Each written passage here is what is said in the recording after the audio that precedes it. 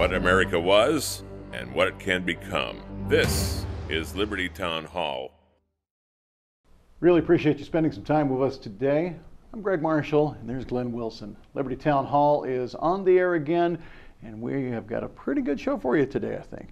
Dr. Gary Biggs is going to be here, and he's going to be talking about a lot of powerful issues. He really is great when he's on the show, so I think you're going to appreciate it. Today, especially on IRS issues. Now, why IRS and Dr. Gary Biggs? Well, let me explain it to you just a hair. There's a lot of people who believe that you can't talk about anything beyond a very basic moral compass from the pulpit today because they're afraid of a lawsuit. Different organizations contact them and threaten that, oh, the IRS code says this, Constitution says that. We're really going to get the ins and outs, Glenn, about what it really comes together. Who means what means where as far as IRS code and that. Dr. Gary Biggs has studied that heavily, and I'm looking forward to having that shared with us today. One of the big conversations I was having with several pastors, not just Pastor Biggs, was why are the churches keeping their protection of 501(c) status to be nonprofit if it creates a muzzle on them at the pulpit?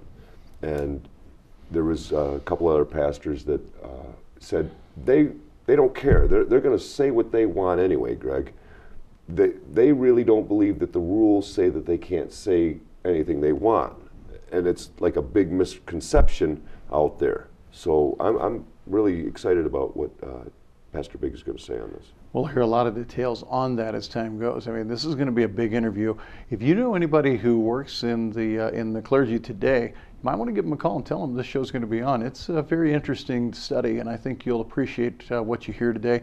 And he may get your toe stepped on a little bit too if you're in that situation, because Dr. Biggs is also going to talk about his concerns about how the church, and I think you're alluding to this, Glenn, how the church has cowered a little bit as far as the importance of standing up for what's right from the pulpit. Absolutely, Greg. We really need to have a voice back in the community for our morals, and that really comes from the church. At least from what I can tell, most people get their moral leadership from the church. Now there's atheists out there and stuff, and they say you don't need the church to be moral, but really society really does weigh back and forth on what their moral leaders in the community tell them. And when it comes to politics, if they have a muzzle on them, well, then we're going to get people elected that we probably shouldn't have in office. So that's my big concern, Greg. I would encourage you to take a look at something called the Black Regiment. Look it up online, use your favorite search engine, and study how pastors back in the Revolutionary War time would preach for the pulpit and then go get their weapon and go fight them as part of for our freedoms and so forth of this nation. I mean, you'd be very surprised what was considered normal compared to what is considered normal today. It's stunning, Glenn, what a difference it makes. What's amazing to me is that there's a separation of church and state. Which doesn't exist in the Constitution. It was a statement that was made post fact of the Constitution that they've taken beyond the limits. But yeah, the separation of church and state originally, Glenn, meant that the state would stay out of the church. Exactly. They didn't want a state-sponsored religion, meaning as a nation state. They didn't want the nation having a religion like they just came out of with the Church of England and the English monarchy together. Right. And how did they do it? They end up doing it with the IRS tax code. They got right in and controlled the churches by the IRS and did it by fear. But that's the only reason they did it, was by fear. And that's what some of the things we're going to hear about. Absolutely. It's not by reality. We're going to get into that in the next little bit. Thanks for watching. I'm Greg Marshall, along with Glenn Wilson, and this is Liberty Town Hall.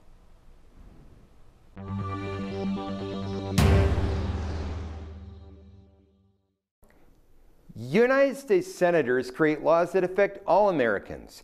In Michigan, the old parties are running Senate candidates who will sink you into endless debt, embark on costly foreign crusades, and violate your freedom. These policies have created the current economic depression.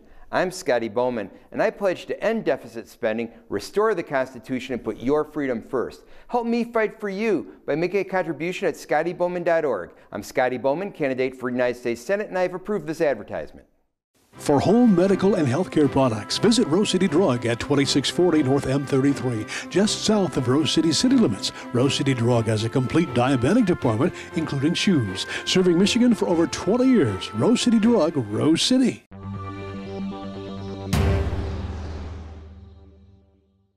You're watching Liberty Town Hall. Thanks for tuning in today.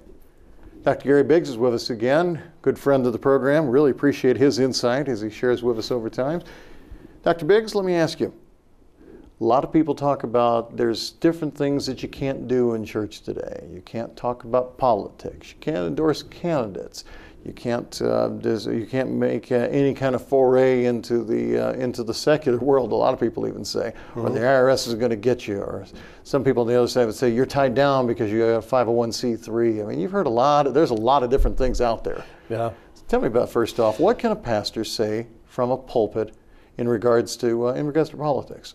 Well, let me kind of cart before the horse for a second. You touched on 501c3, and that's where a lot of the muzzle comes. Where, well, you can't say this, and different legal groups and things. Well, you can't say. Well, that's intimidation, and I can validate that because the Attorney General, Eric Holder, not that I'm approving of him, but has actually shown us what we can do. He said we need to get the black churches organized and instructed on how to campaign for President Obama.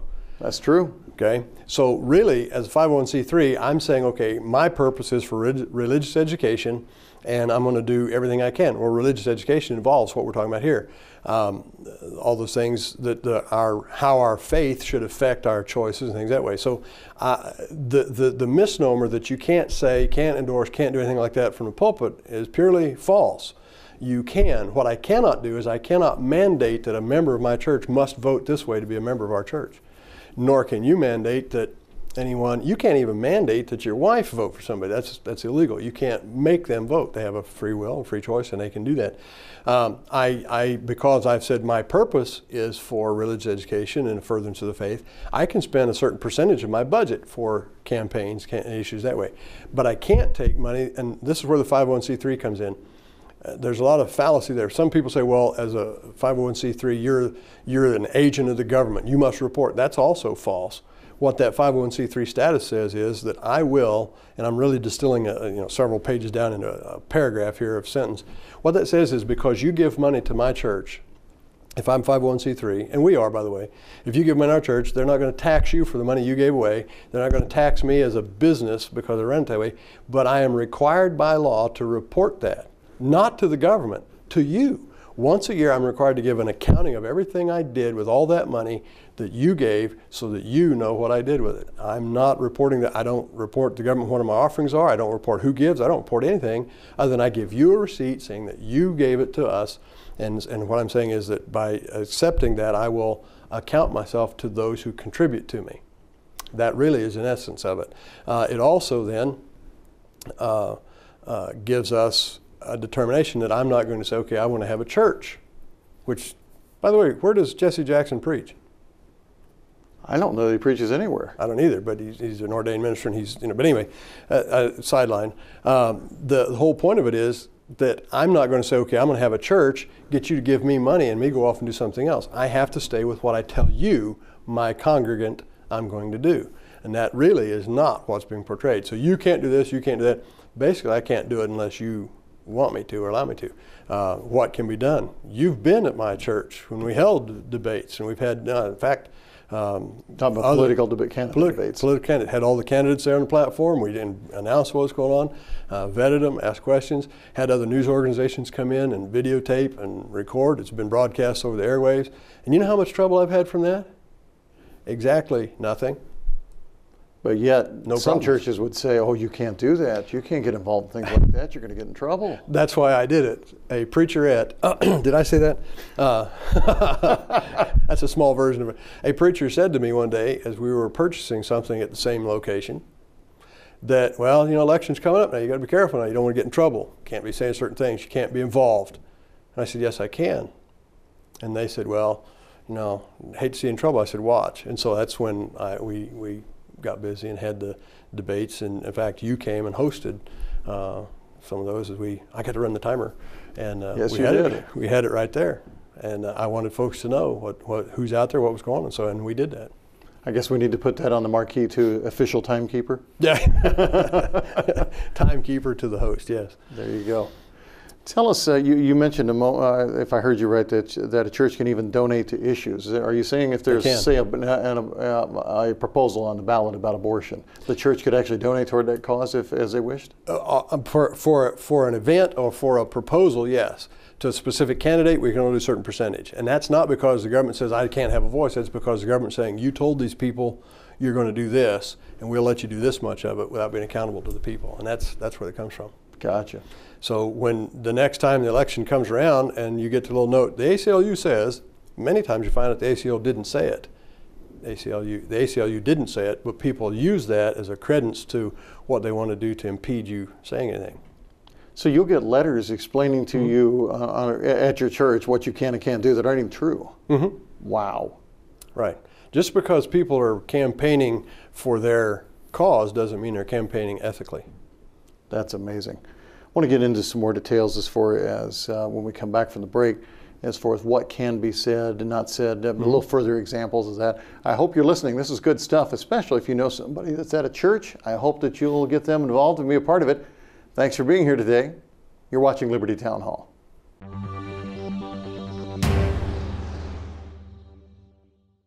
Stop switching back and forth between drill bits and driver heads. Bo Ryle's here for the halftime drill driver, the innovative new way to drill, flip, and drive in only 5 seconds. You'll never have to change a bit in the middle of a job again. And you can go from drilling to driving, Phillips to flat, any combination for any task. The breakthrough, our patent-pending swivel head that flips and locks, giving you precision performance from drilling to driving in seconds. You get the halftime drill driver for only $19.95. I'll even include 4 Phillips heads, 4 flat, and 4 drill bits, no charge. Call now and receive this durable carry case free. Call or click right this minute and get a second complete set free. Just pay separate processing and handling. You get it all for the low, low price of just $19.95. To order halftime drill driver for $19.95 plus processing and handling, call 1-800-374-7875 or log on to gethalftime.com.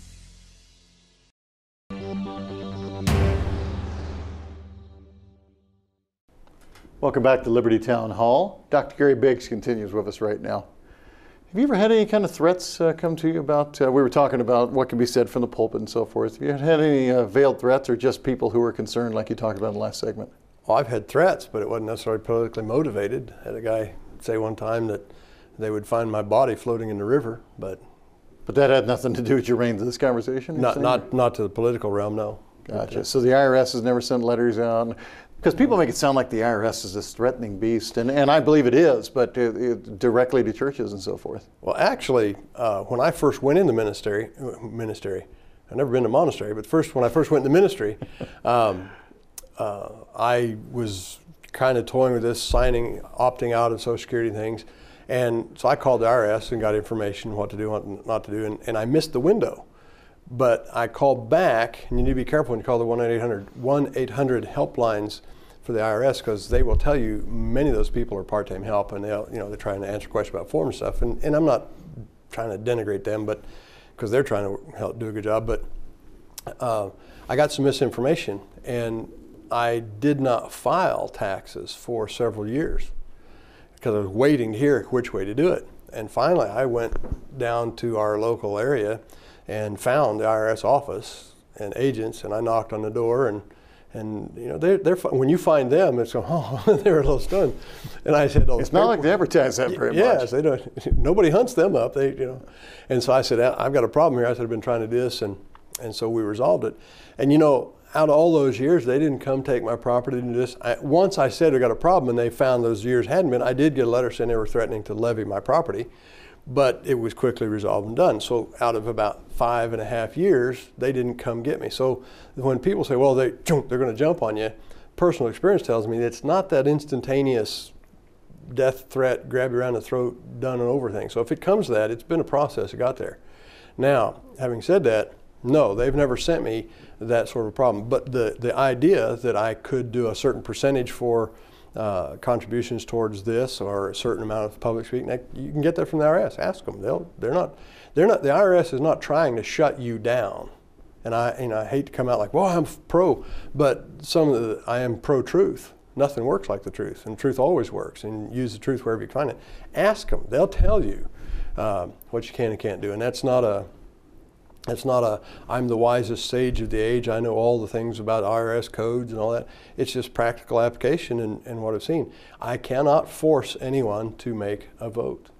I cannot force my congregation to pay for a particular candidate, and that's what the 501c3 thing is. I have to do what my congregation wants me to do in that regard. So it's a matter of the government says you will be accountable to your contributors. Really, is what it is. Now, I've never been threatened because of things we said. I've been told, well, you're going to get in trouble, but no one's ever actually made a threat. I try to be wise in what I say and how I say it. I don't want to just say, well, you know, I don't do bomb threat comments. Well, I'll go burn them down. I don't say, you know, if you have something to disagree, I'm going to show you how to wink at them. I don't do those kind of things. It's just, I try not to be inflammatory, but sometimes truth is instigative. Where do you think this fear is coming from about, oh, don't do this, oh, don't do that? Part of it has to be a lack of knowledge because people haven't studied it like you have. But there is a fear element here that's obvious in the way you've been referring to people as they've had conversations with you. What are they afraid of? Are they afraid of the government, the ACLU, afraid of having to spend money on lawyers? I mean, where do you think it comes from? Well, and I don't want to wide brush every preacher either. Oh, sure, different right, people are going to have different ideas. A lot of it comes from fear of money. Actually, the fear is a misplaced fear. The Bible says the fear of the Lord is the beginning of wisdom. When we fear something else, that's the opposite of wisdom. And so we begin to fear this. The Bible says, if God be for us, who can stand against us? And that's basically, that is a comment which basically says when we're doing right, that is its own defense. You don't have to defend right. But the fear is we fear money. Oh, they're going to take away our money. We won't be able to get any contributions because they take away our tax exemption. They fear incarceration. You know, a lot of people talk bold until it comes right down to it. Well, I wouldn't want to ever go to jail. So they won't say something because they're afraid to go on record and be quoted or go to jail for it. Sometimes it's fear of effort. Well, I'll have to study extra. That'd be something more in my schedule that I don't want to add to. And so we try not to, say or do things outside of what we know and what we're familiar with. The other thing to fear is the unknown. I don't know that, so I'll just ignore it. Just because you get hit in the head with an acorn doesn't mean the sky's falling, And so it behooves us then, when the Bible says in Timothy to study, show yourself approved unto God, work with need not be ashamed, but rightly divideth the word of truth. It didn't say study the word of God. We're supposed to study that, but it says study. And we need to study. So if you're paying attention, you need to study your math, your English, you need to study. But there are more things to study than just the Bible only. And if we study ourselves, we study our country, we study our laws, we need to study. And so the fear of the unknown is a great part of why we're easily muzzled. So it's time to wake people up and start hitting the books. Mm-hmm. Certainly understand that. That's powerful stuff, my friend. I appreciate it. Tell us more about Landmark Baptist Church. You have a website people can catch your preaching, among other things, on the site? Well, we're in the process right now of revamping it, so it's got kind of a pause on the sermons going on. Not that we're shy about putting them out there, but you can download sermons from it. You can find out about our location, our facilities, and a lot of things about that there. It's landmarkbaptist.com. You can reach us at area code 231-347-2654. We're independent, fundamental, Bible-believing King James Baptist Church. We're located on 6 acres, have a very beautiful property there at the south edge of Petoskey. We have a K through 12 Christian school, and we just started Landmark Baptist Institute. Classes just started yesterday. This is Wednesday, so. There you go. Sounds good. Appreciate it, sir. It's good talking to you today. Amen. Good to have you. Come back glad you had me. Yeah, there you go. Come back again sometime. I'll do it. Sure, appreciate it. Thank you. This is Liberty Town Hall.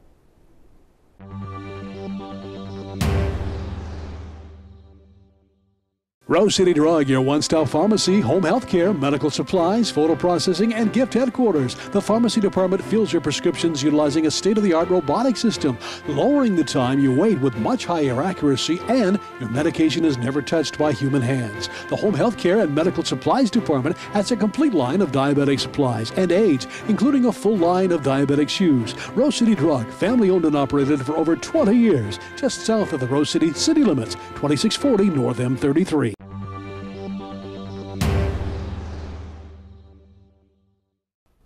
And thank you for staying with us here on Liberty Town Hall. Greg, that was an amazing interview to hear a pastor and a doctor come out and say, we are not going to be quiet. He is flat out right going to speak his mind at the pulpit. And I hope that's inspiration to pastors and churches all across the country. We need a lot more like him, Glenn. There's no argument. I mean, those kind of things are powerful, and that needs to get spread throughout the country. If we don't have a moral compass leading us, then we're just not, this country's not going to go anywhere. We could follow the Constitution to the nth degree, and yet there'll still be people looking for ways to get around it every legal way they could if we all decided to follow legal basis throughout. But a moral society won't do certain things to other people because they are moral in and of themselves, and they're saying, oh, I wouldn't do that, whatever that we're talking about is, because I don't want to do that to hurt someone else. That's what moral people do. What people who are just looking to follow the letter of the law do is they look for excuses, look for a hustle, look for anything they can do, Glenn, to be able to get past whatever law they're trying to circumvent. And one of the big problems is not everybody pays attention to the law. I don't know if you've seen any of these clips with Pastor Reverend Wright and the church that he was being pastor of, saying, damn America. I mean, he was flat out. A very even uglier word in front of it in that case. I couldn't say it, but yes. I'm sorry, that's not God's last name. And in the church yet, okay? And they can talk about politics when it diminishes our liberties and they want to move an agenda. The people that don't want to pay attention to the rules, hey, they don't even care. So the people that are intimidated by the rules, they walk around with a muzzle on and say, I can't really say that from the pulpit. So it's really nice to hear that that there is a way to do it without going and losing your 501(c)(3) status. But I'm really worried, or questioning, I guess, is it really important to have a 501(c)(3) status? Is it really that important? Couldn't they just incorporate the church like any other business per se? And then when you write off all your expenses and so on and so forth, you wouldn't have that much of a tax burden left anyway. So if a church really wanted to be free from any constraints, give up their 501(c) status, because even God says, at the last I've checked, is give unto Caesar what is Caesar's, and if that means you got to pay tax, then pay tax. I'd rather see a church paying tax than to have a muzzle on and watch the morals of our society drop down so bad, wouldn't you think? Well, in theory, that's correct, Lem, but in reality, as I understand it, and I'm not studied tax law enough to be an expert by any stretch. It sounds right. But understand, the incorporation is incorporation. You are still tied in under IRS rules. Oh, absolutely. So what's the difference? If 501(c)(3) does not, as Dr. Biggs talked about, does not muzzle you, a 501(c)(3) does not limit you. It's been self-limited because of people fearing lawsuits. They'll come up with lawsuits to sue under an S Corp or under a C Corp. So you've got to stand up for what the law says and stand up for what is right, more importantly, what is right, period. I guess bottom line for me is nonprofit 501(c) status or not, our pastors should not be muzzled at our churches. And that's up to us to make sure that doesn't happen. Absolutely. We should make sure that we're getting some guidance and direction on some of these issues that we don't know what's going on. Maybe there's an agenda to a particular elected official that our church knows and sees the concern with, and why can he say, hey, you should not be voting for this guy because he's going to appoint somebody for the Supreme Court bench, and it's a rights of abortion or not, right? There's a lot more to talk about, and we appreciate you spending some time with us. The battle is joined always on LibertyTownHall.com. Join us next time for Liberty Town Hall.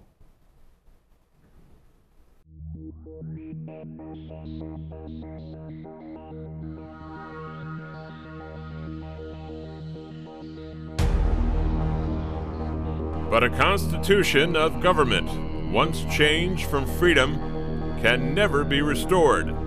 Liberty once lost is lost forever. John Adams.